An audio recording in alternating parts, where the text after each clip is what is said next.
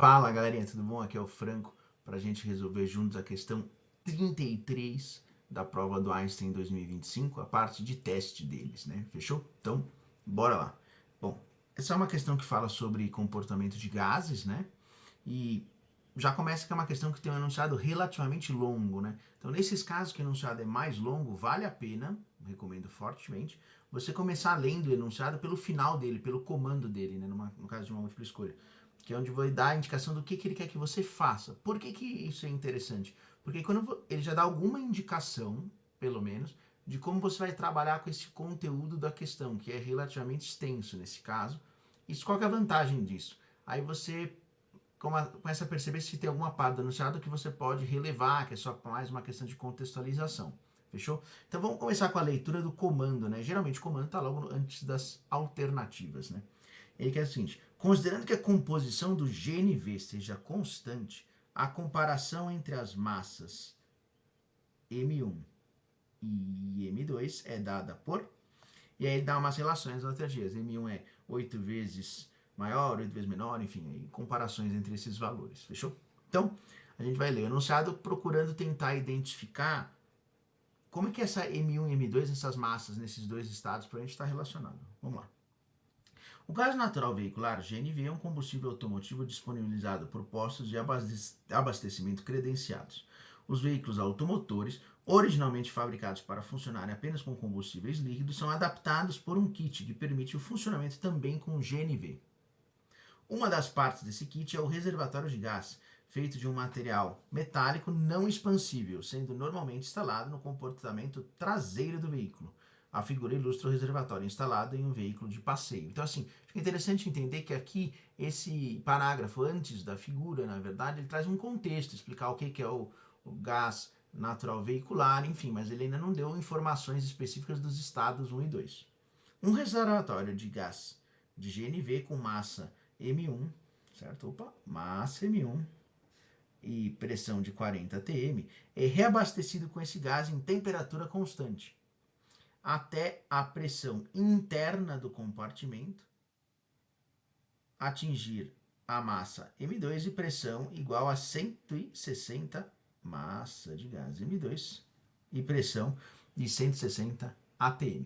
Boa. Então, assim, importante entender que agora a gente entendeu os estados. Eu tenho dois estados que têm massas, né, e, portanto, pressões também diferentes. Para a gente poder resolver esse exercício, a gente precisa relacionar essas duas grandezas, massa e pressão. Para gases, no ensino médio, a equação mais maravilhosa e mais compacta, né, que associa várias grandezas diferentes, é a equação dos gases ideais, ou a equação dos gases perfeitos, ou até mesmo a equação de Clapeyron, né, que é o popular PV igual a nRT. Fechou? Só que aí qual que é o ponto importante aqui, ó? Pressão tá aí, maravilha, mas falta a massa, não é verdade? Onde que está essa massa? A massa está associada ao número de mols. Então, se você lembrar que o número de mols é a massa que tem dividido pela massa molar, isso ajuda bastante. E aí, qual que é o ponto importante? Como a composição do gás é constante, a massa molar não muda, né? Ela também é constante. Isso é super importante. Então, vamos substituir esse eminho sobre emão lá na fórmula do PV igual a NRT. Então, fica assim. PV igual eminho sobre emão RT. Fechou? Como eu quero relacionar a pressão e a massa de gás contido no cilindro, eu vou pôr esses dois valores, essas duas grandezas para um lado e todo o resto para o outro. Fechou? Então, bora lá. Pressão sobre eminho é igual a RT sobre emão vezes volume.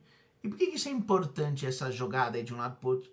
Enfim, é porque isso que está desse lado aqui, ó, R, constante universal dos gases, constante. T, temperatura, que ele falou que é constante. M, o imão, né? Que é a massa molar, também constante, porque a composição do gás não mudou. E V, também constante, porque ele fala que o cilindro é não expansível. Então, tudo isso aqui desse lado é constante.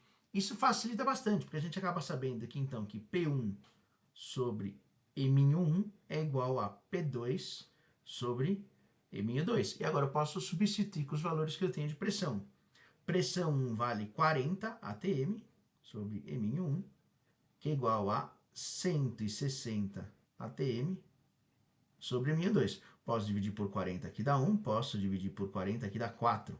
Multiplicando em cruz, chegamos em M2 igual a 4 M1. E, portanto, chegamos na alternativa B de bola. Beleza, galera? Abração e até a próxima. Tchau, tchau.